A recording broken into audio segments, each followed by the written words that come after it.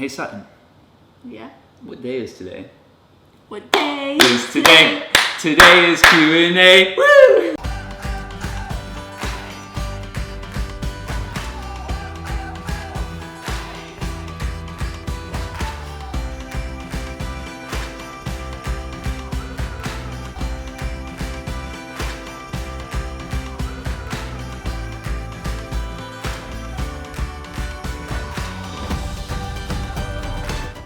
All right, what's up guys? Nate and Sutton back with another video, and today, it's always a good day when it's a Q&A, right? We haven't done one of these in a while, it seems like. I know, yeah, it's always good. We haven't done one since our channel kind of exploded, so we figured, hey, gotta get all these new people that are on the channel getting to know us a little bit, right? This was like record amount of asked questions, so it was hard to pick which ones we were gonna answer. Ridiculous. I mean, there had to be like thousands.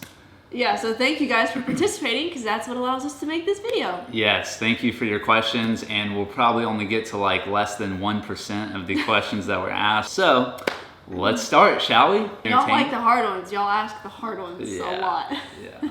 And we're not holding back either, you know? You know how we do. What are you doing? Just getting my sleeves right. Okay, question number 1. Do you travel for work, and if not, would you? So for those of you who don't know, we are wedding videographers, and... Best job ever. Yes, but don't do it. Don't be our competition. Yes, we do travel for weddings. We love traveling for weddings, but I will say we've also backed off on that a lot ever since having Oakland, because it's just a lot harder to travel when you have a kid. You know, you don't want to leave him. But we've been to the Bahamas, we've been to Greece, California, New Jersey. We had some that we had to turn down next year because they landed like right around our expected due date with our next boy. So one was like at this incredible venue in Michigan, and another one was at Yosemite National Park, which just kills me because I was so excited for that one. What is your church denomination? So we currently go to a non-denominational but Bible-based church. And it's the same church that I've gone to my whole life. Is it okay to do counseling before marriage? Yes. Not only is it okay, I think it's like awesome. I think that is so smart. People think, I think counseling is a negative thing, but I mean, if you go and are learning about each other and about a relationship and, you know, putting God in the center, what could be better than that? You're just setting yourself up for success. Yeah, our premarital counselor was the man. He was the same guy who married us. All right, next question is a big one. Do you believe that only Christianity is correct?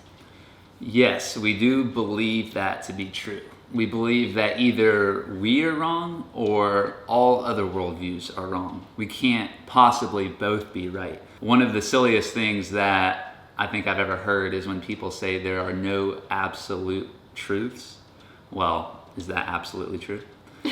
A quote that I heard recently that I really like was, "Facts don't care about your feelings." If someone were to come up to you and say, "Hey, I don't believe in gravity," well, you would say to them, "Well, I think you're delusional." That's the same way we view religion and God, is that there's only one truth. And either the God that we talk about, the God that we read in the Bible, is true, or he's not.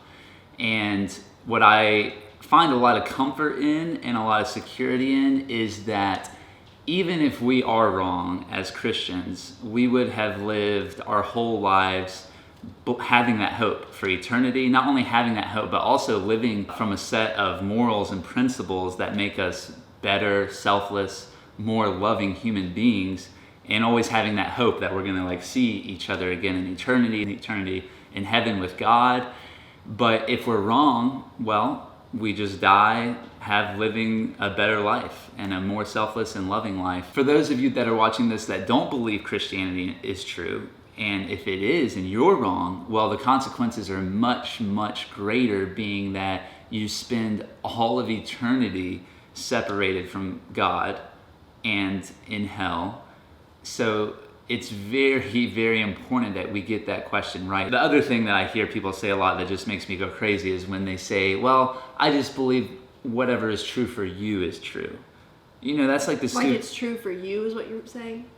Yeah, like if you believe, whatever you believe is true. Not for you, for me. Yeah. Okay. Yeah, whatever is true for you is true. I mean, it's just not possible. So if I just believe, yeah, I just believe gravity doesn't exist. And then you say to me, well, that's true for you. I mean, it is true for me, but I'm wrong. You know, so that's the whole point that I'm getting at here. All right, next question. Please, can Oakland be in every video? I wish little Okie could be in every video. We should do that. I know. I think when he gets older, he'll be in more videos, but like right now we have to make all our videos when he's napping. He's just, he's still a little baby. He'd be crawling all around, like we'd have to be chasing after him if he was awake. Yeah, and he's really getting into high fives lately, so he'd probably be like, psh, psh. Next question. You get all the fun ones. You get all the easy ones. Do you have a name for the baby on the way? Ooh. This one was, I think this was the most asked question, wouldn't you say? Mm-hmm. Look at your little flower cup. Yeah, this was the most asked question, and you guys are not going to like the answer. We're not naming him. No, really, we actually did just land on a name this week. So we had a name, but we were unsure about it. So we were just still like leaving it open, thinking of other names. We got a name, but we're not going to tell you. And I don't think anyone recommended this name, did they? No. Wow, we had so many. I don't know. I won't say that for sure because I haven't read all the comments, but I didn't see it. Yeah, we got hundreds of name recommendations from you guys, which a lot of them are really cool. So yeah, we actually like a lot of them. Yeah, so we really appreciate that. We really want to announce the name, but people are savages, man. Like people will hear that name and they will take that name and they will name their baby that is due before ours. So you won't know until he's here. Sorry. What are your thoughts on contraception? On contraception, so this is a topic that I feel like we were a little bit ignorant in when we first got married, but I've recently done some research on it. And thanks to you guys. Yeah, you guys make us smart, man. Y'all ask us all the tough questions, make us do our research. Anyway, yeah, so what I landed on is that I believe that the question that we should be asking is your method of contraception preventing an egg from being fertilized, or is it killing an egg that is already fertilized? That's the question I think we should be asking because, one, I believe, is not destroying life or killing off life, and the other, I believe, is killing off life. A drug that kills an egg that is already fertilized is called an abortifacient. There's controversy as to whether the birth control pill is considered an abortifacient, which I never knew personally. I always thought birth control was just, preventing an egg from being fertilized. And that's what most people, that's what apparently its like main purpose is to prevent an egg from becoming fertilized. But a lot of people say that it has the potential of killing a fertilized egg. That to me is now my cutoff line. Like I never want to have the potential of killing a fertilized egg because personally, and there's a lot of controversy over whether a fertilized egg is considered life or not. Some people say that it is where life begins, and there's others that say that's not where life begins. But my point is that I think that a child should be given the benefit of the doubt as to whether or not they exist. So if there's controversy over whether, the birth control pill could be killing a fertilized egg, which could be a life, then that should not be happening. That we shouldn't be doing that. And that's how we feel about it. How did you grow your YouTube channel? Someone asked us this about Wedflix, our videography company, and the only answer I could think of was like, God did it. And that's kind of how I feel about YouTube. I feel like we haven't put that much effort into it, would you say? I mean, we have, but of course there's effort. Yeah, you got to edit it. You got to take the time to film the videos and all this stuff. But as far as like what other people are on YouTube are doing, I feel like they might dedicate like their life to doing YouTube. Mm-hmm. But we have another job, we have a full-time job. We have a baby. Like we can't really dedicate our whole life to this. I wish we could. We can't. And it's just grown, thank God, so fast. I would say some practical tips if you're looking to grow a YouTube channel that we have done that worked really well is number one, being consistent. I think ever since we decided that we were going to start really taking the channel a little bit more seriously, we've uploaded every single Sunday. And I think that gives you guys the opportunity to know when to expect that we're releasing video. So consistency is huge, and also talking about things that people want to hear about, and adding value to their lives. And I feel like that's our goal, is to not only talk about things that people want to hear about, but topics that we feel like really are going to add value to those of you that are watching. And also choosing what your channel is going to be about. Like, I feel like ours is kind of vlogging and messages, and that's like what you guys can expect from us. And I think that's what people like subscribing to channels, is they want to know what they can expect from you. What we did that I think has made it very easy to stick to is that we decided that we were going to create a YouTube channel, and basically for the idea that we would upload to it regardless if anyone was going to watch it or not. We started it off as like a home video channel, like wanting to do this vlog so we could look back on these home videos one day and keep record of them. And also, I don't know if our early videos are on our channel, like to where you guys can see them, but we used to do like vlogging stuff for our own self, and he would talk like he's talking to an audience, and I'd always say on camera, like, who are you talking to? Just me and you? I had vision. I just thought me and him would be the only ones ever watching this channel, and now here we are. Another thing that has made it easy for us to stick to it is like creating message videos. We feel like would be a great reference for our kids one day to go back and look on, and also for ourselves. We learned so much through making these videos. So I feel like if nobody ever watched our videos, that we would still be doing it. And it makes it very easy to stick to it because of that. How many kids do you want? Which I think we've answered this before. Yeah, I think we have, but I like to think about it. It's fun. If I could just grant my wishes, I would say that I would want 2 boys and then 2 girls. And it's been that way from the beginning. So far we're on track. And I would say, I know he wants 4. I think 4 would be great. I don't know that I want to be pregnant or like birth 4 kids. I think I would want 3 boys and a girl. 3 boys and a girl? Mm-hmm. Really? Or 2 boys and a girl.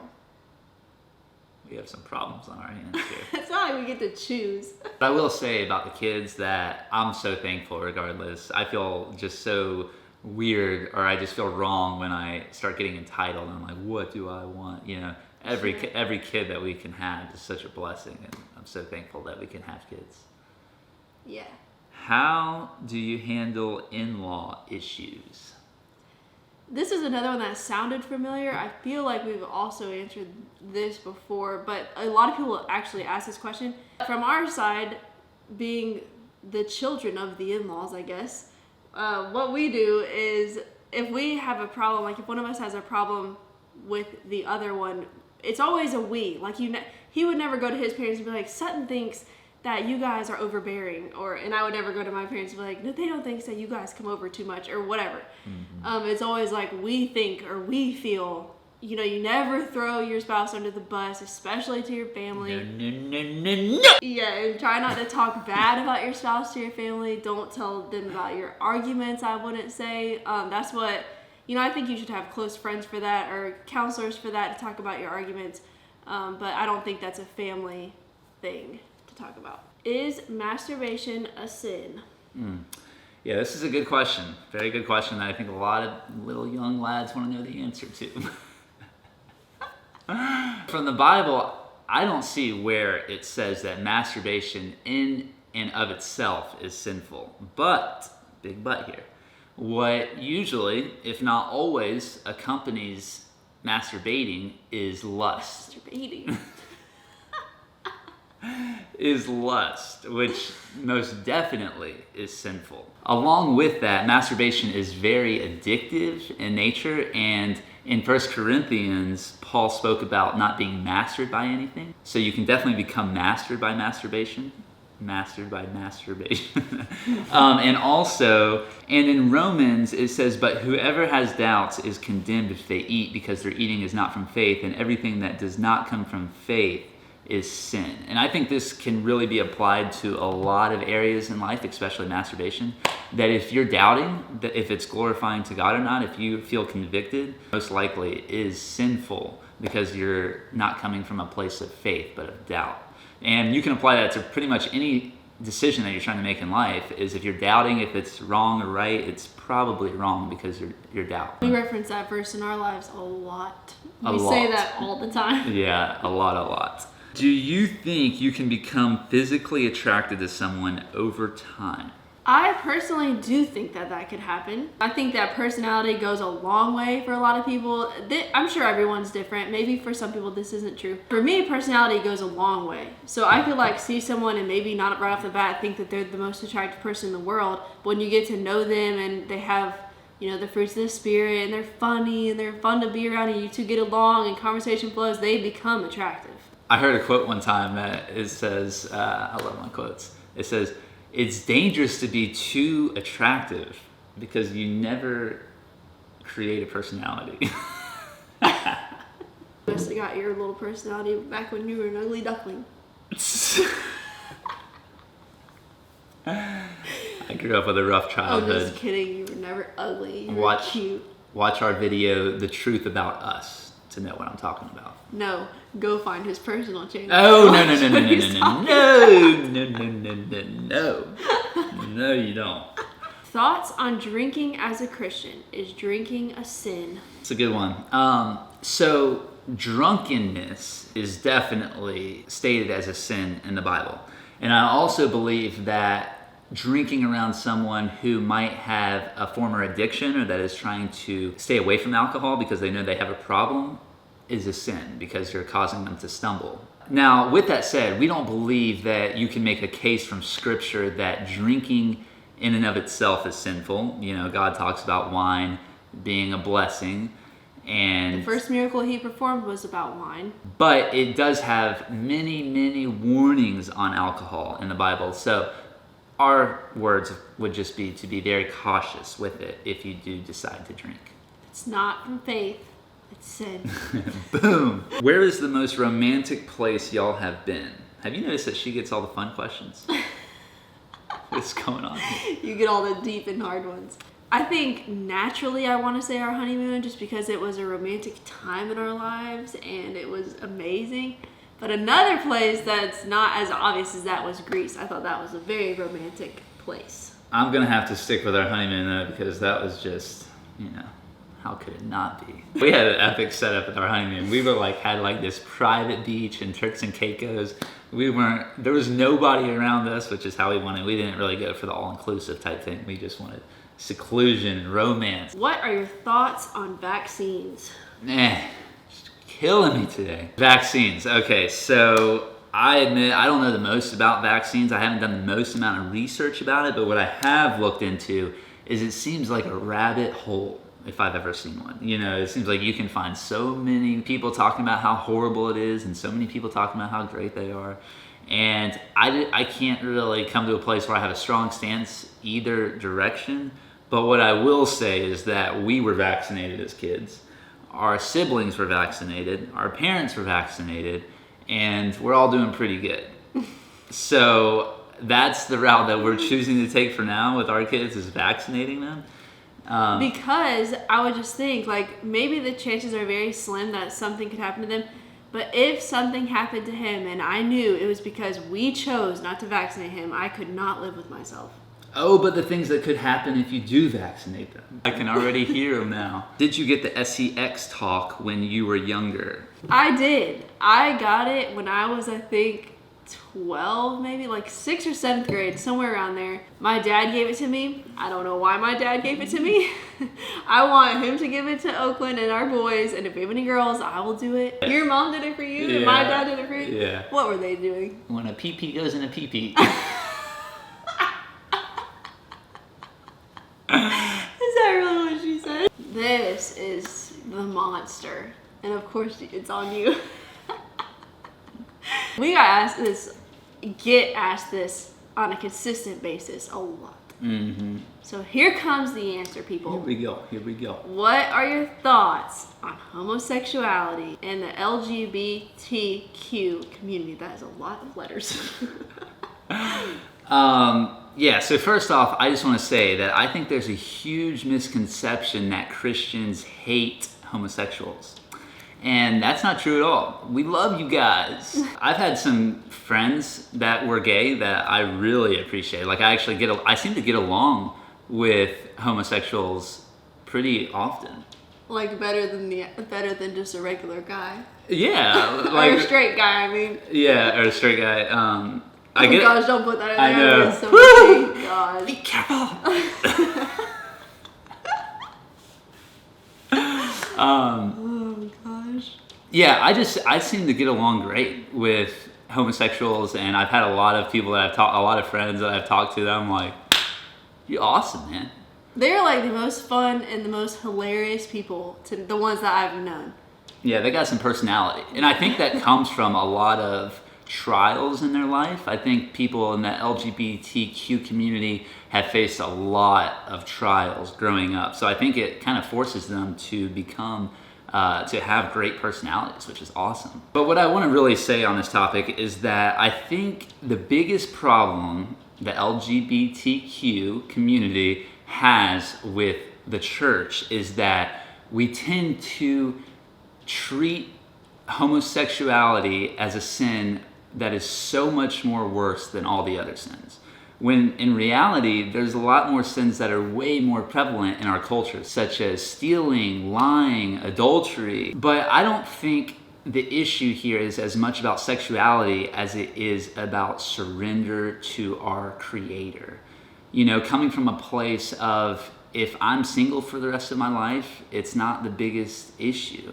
That I get to serve my Creator, and that no matter what He commands, no matter what He tells me to do, how He tells me to live my life, that He is King, that He is my Creator, and I am going to abide by His laws. It's all about surrender. Like if He were to tell me, if He were to say in the Bible, well, white men have to drink their pee every other day, or white men can't marry.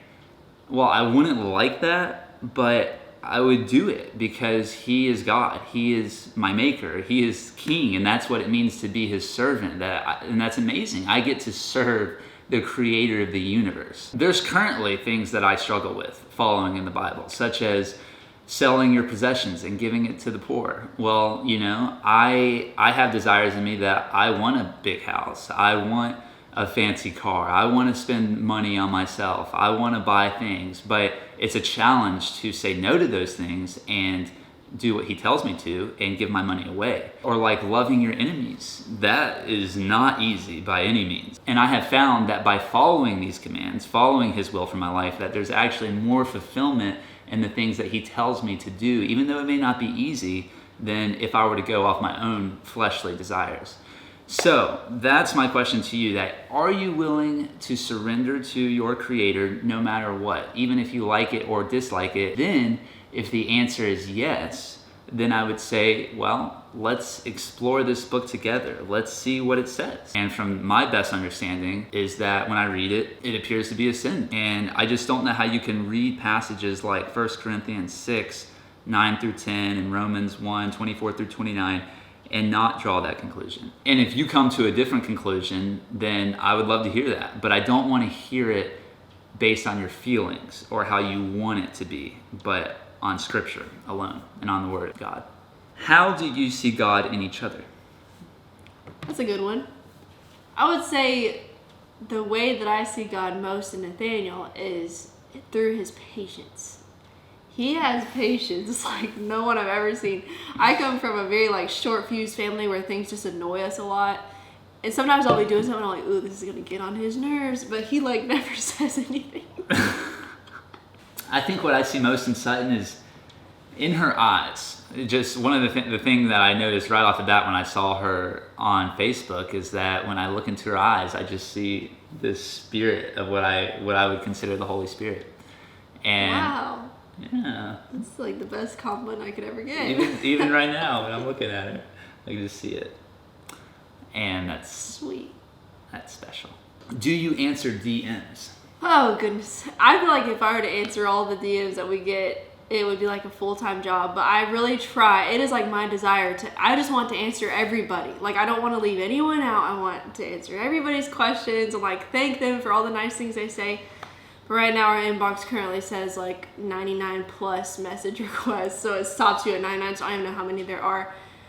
So we try, but it is very, very hard. I try not to spend like so much time on social media and through answering all these messages, I would spend a lot of time. Mountains or beach? I would say to live. I would like to live in the mountains, but vacation on the beach. How tall are you? 5'7", 5'8". 6'2". How can I be praying for you all? That's so nice. That is a nice one. Thank you for that question. I think that's the first time we've ever gotten that question. I would like prayers for our pregnancy. Yes. A healthy baby. Yeah. Anytime I see y'all's comments that you're praying for us and our baby, I'm just like, thank you. Do you have a favorite Christmas movie? The Grinch. The Grinch. The Grinch. I'd have to go with Home Alone. Have you had braces? Yes. Yeah, I've had 3 rounds of braces, 2 jaw surgeries, and a lot of pain. All right, guys, that was our Q&A. I really enjoy Q&As, don't you? I do. And Yeah. people always have a lot of questions, so we should do these like once a month or something. I hope you got a lot of value out of that. Like always, leave us a comment. Let us know what you guys are thinking, man. Give us a thumbs up. When you do that, it boosts our video and YouTube algorithms, and it helps get our videos out to more people. And make sure that you subscribe. I mean, if you're not subscribed, what are you doing? This is Nate and Sutton sowing seeds of truth, love, and inspiration one view at a time. And that was our Q&A. Time to wake up, Okie.